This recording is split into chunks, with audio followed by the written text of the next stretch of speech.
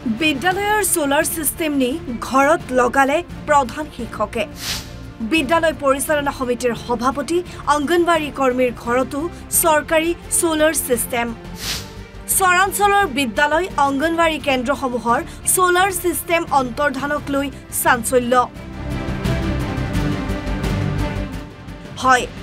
কণ শিক্ষাৰ্থীৰ সুবিধাৰ্থে বিদ্যুতৰ ব্যৱস্থা নথকা চৰাঞ্চলৰ বিদ্যালয় অংগনবাড়ী কেন্দ্ৰসমূহত সোলাৰ সিস্টেম স্থাপন কৰিছিল চৰকাৰে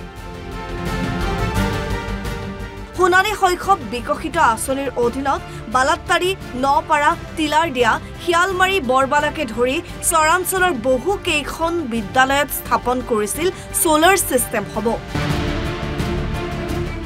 ঠিকাদাৰে সোলাৰ সিস্টেমসমূহ লগাইছিল ঠিকই কিন্তু 2-3 দিনৰ ভিতৰত বিদ্যালয় অংগনবাড়ী কেন্দ্ৰসমূহৰ পৰা অন্তৰ্ধান হয় সোলাৰ সিস্টেমসমূহ বিদ্যালয়ৰ প্ৰধান শিক্ষক পৰিচালনা সমিতিৰ সভাপতি তথা অংগনবাড়ী কৰ্মীয়ে হৰলুকি কৰাৰ অভিযোগ ৰাইজৰ সোলাৰবিলাক দিছে কিন্তু সোলাৰ দিছে ঠিকই সত্য কথা এইটো আমাৰ ঠিকাদাৰতে সোলাৰকেইটা বিদ্যালয়ত লগাইছে লগোৱাৰ পিছত কিন্তু 2 দিনৰ ভিতৰত আমাৰ সেই স্কুলৰ কৰ্তৃপক্ষ বা স্কুলৰ প্ৰধান শিক্ষকে সোলাৰবিলাক খুলি নিজৰ কামত ব্যৱহাৰ কৰি আছে সেই বিষয়ত মই শিক্ষা বিভাগক কৈ আছোঁ যে কঠোৰ ব্যৱস্থা ল'ব লাগে আৰু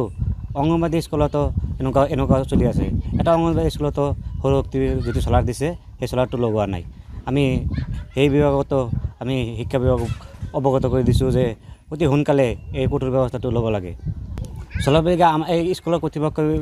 বা ঠিকাদাৰহঁতেও হেৰি কৰিছে স্কুলৰ কৰ্তৃপক্ষ লৈছে সোলাৰবিলাক ঠিকাদাৰহঁতে ঠিকেই লগাই দিছে কিন্তু স্কুলত সোলাৰবিলাক নাই ৰাইজ তথা দল সংগঠনে অচিৰেই চৰাঞ্চলৰ বিদ্যালয়সমূহ পৰ্যবেক্ষণ কৰাৰ লগতে উচিত তদন্ত কৰি দোষীক শাস্তিৰ দাবী উত্থাপন কৰিছে অন্যথা ৰাইজৰ সহযোগত তীব্ৰ গণ আন্দোলন গঢ়ি তুলিব বুলি হুংকাৰ যেহেতু আমাৰ চৰাঞ্চলত কোনো বিদ্যুতৰ ব্যৱস্থা নাই তেতিয়া চৰকাৰৰ পৰা প্ৰত্যেকখন বিদ্যালয়ত তাৰমানে সোলাৰবিলাক লগাই দিছিল মানে ঠিকাদাৰে লগাইছিল কিন্তু 2-3 দিন পিছত এই যিবিলাক কৰ্মী আছে স্কুলৰ কৰ্মীসকলে ইহঁতে তাৰমানে ঘৰত লগাই লৈছে এতিয়া এটা স্কুলতো সোলাৰ নাই মই নিজেই চাইছোঁ এটা স্কুলতো নাই গতিকে আমি এই বিষয়ত কম যে অসম চৰকাৰক এটা অনুৰোধ জনাইছোঁ যিবিলাক দুৰ্নীতি চলি আছে এই সোলাৰৰ বিষয়ত এইটো সোনকালে ব্যৱস্থা ল'ব লাগে বৰক্ষেত্ৰীৰ চৰাঞ্চলত যে সোলাৰ যোগান ধৰিছিল অংগনবাড়ী কেন্দ্ৰ আৰু LPME বা হাইস্কুলসমূহত সেই সোলাৰসমূহ এতিয়া সেই বিদ্যালয়সমূহত আমি দেখিবলৈ পোৱা নাই গতিকে এই ক্ষেত্ৰত বিভাগীয় কৰ্তৃপক্ষই এক উচিত তদন্ত কৰিব লাগে আৰু দোষীক দৃষ্টান্তমূলক শাস্তি দিয়াৰ কাৰণে আমি ছাত্ৰ সন্থাই এই সংবাদ মাধ্যমৰ যোগেদি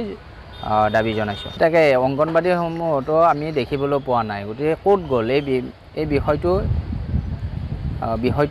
তদন্ত কৰিব লাগে আৰু তদন্ত কৰি দোষীক দৃষ্টান্তমূলক শাস্তি দিয়াৰ কাৰণে আমি ছাত্ৰ সন্থাই দাবী জনালোঁ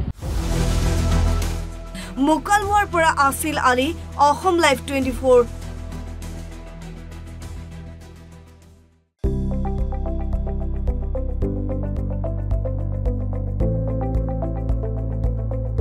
NB নিউজ সহজ সৰল ভাষাত নৱভাৰতৰ কথা